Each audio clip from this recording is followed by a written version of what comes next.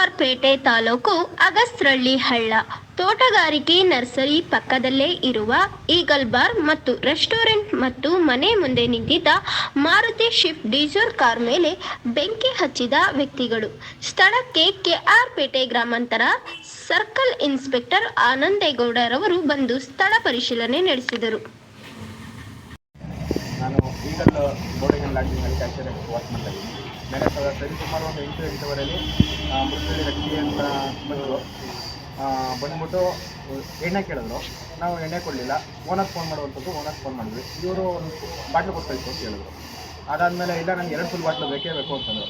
ಇಲ್ಲ ನೀವು ಕಾಲ್ ಮಾಡಿ ಅಂತ ತಿರ್ಗಿ ಅವ್ರು ಕಾಲ್ ಮಾಡಿಸಿದ್ವಿ. ಆವಾಗ ಸರಿ ಆಯಿತು ಹೋಗಿ ಕೊಟ್ಟು ಕಳಿಸು ಅಂತಂದ್ಬಿಟ್ಟು ಇವ್ರು ಹೇಳಿದ್ರು, ಕೊಟ್ಟು ಕಳಿಸಿದ್ವಿ. ಅದಾಗಿ ಒಂದು 20-25 ನಿಮಿಷದಲ್ಲಿ ಬಂದ್ಬಿಟ್ಟು ಪೆಟ್ರೋಲೆಲ್ಲ ಅಲ್ಲಿಂದ ಆಲ್ರೆಡಿ ಎಲ್ಲ ಪ್ರಿಪೇರ್ ಮಾಡಿಬಿಟ್ಟು ಮತ್ತು ಗ್ಯಾಸ್ ಕೊಡಿ ಬೆಂಕಿ ಹಚ್ಚಿ ಇನ್ನು ಕೆಲವೇ ಒಂದು 10 ನಿಮಿಷದಲ್ಲಿ ಅಲ್ಲಿ ಹೋಗ್ಬಿಟ್ಟು ಇವ್ರ ಮನೆ ಹತ್ರ ಇವ್ರ ಕಾರ್ಗೂ ಬೆಂಕಿ ಹಚ್ಚಿ. ಸುಮಾರು ಎಷ್ಟು ಜನ ಇತ್ತು? ಸುಮಾರು ಒಂದು 3 ಜನ ಇದ್ದರು. ಬೈಕಲ್ಲಿ ಬಂದಿದ್ರು, ಆಕ್ಟಿವಾದಲ್ಲಿ ಮತ್ತು ಪಲ್ಸರಲ್ಲಿ ಬಂದಿದ್ರು.